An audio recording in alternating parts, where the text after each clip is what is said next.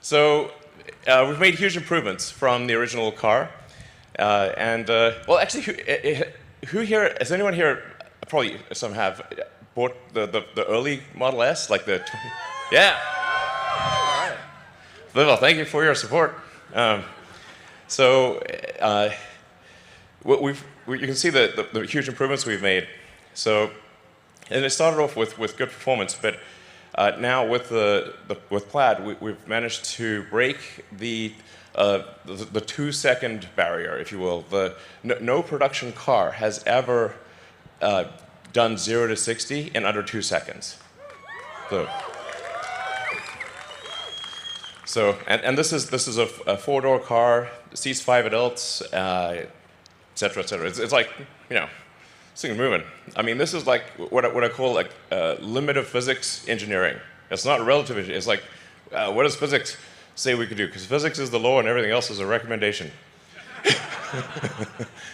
So, in addition to a crazy performance, it's also got a longer range. Even with the tri-motor high performance, it's got almost a 400-mile range. And in the dual motor configuration, it's got a 412-mile range. So, 420, give or take. So, that joke will never end. So, and we've also improved the supercharging speed, so you can get 187 miles of range in 15 minutes. So.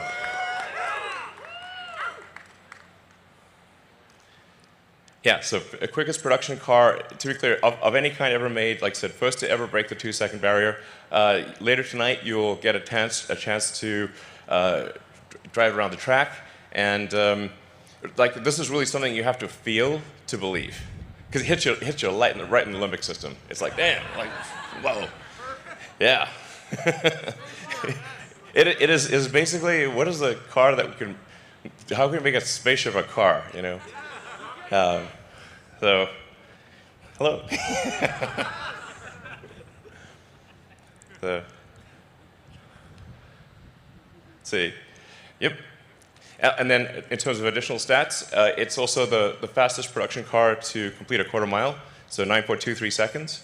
It's got a 200-mile-an-hour top speed, over 1,000 horsepower, almost 400-mile range. Like I said, charges so fast, you know, it'll be probably done by the time you have a coffee, basically. And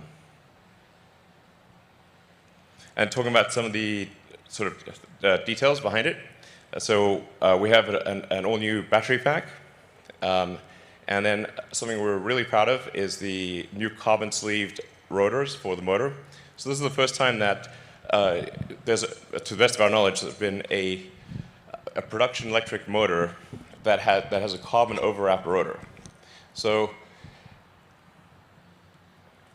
this is a super hard thing to do because carbon and copper have you know, at very different rates of thermal expansion. So in order to do a carbon overwrapped rotor, you've got to wind it at extremely high tension. It's a very hard thing to do. We actually had to design the machine that makes the rotor. So no such machine existed before. It also means we can have the electromagnetic field be super efficient and have a tight gap even at super high RPM. And it's single speed from 0 to 200 miles an hour. So it's just, the RPM is so crazy that just the centrifugal force wants to expand the rotor. So the carbon overwrap actually holds the rotor, basically holds the rotor together. It's like madness. So, yeah. So let's see. In fact, we're going to show you the motor. In fact, you might have had a chance to see the drive unit. And we can go closer.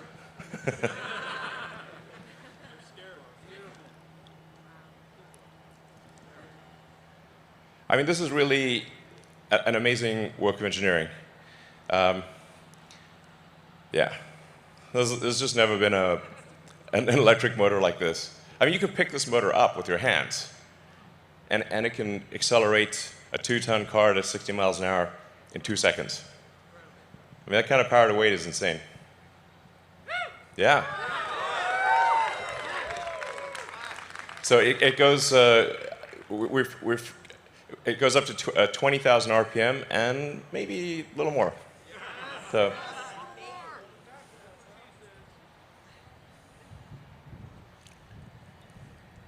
Yeah, I was just taking a close look at it.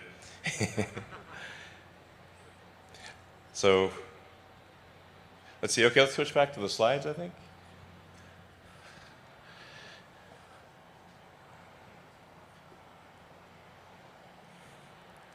So, in it, we also were able to achieve the lowest drag coefficient of any car ever made. So, yeah. So, really, I think Tesla engineering has outdone itself here.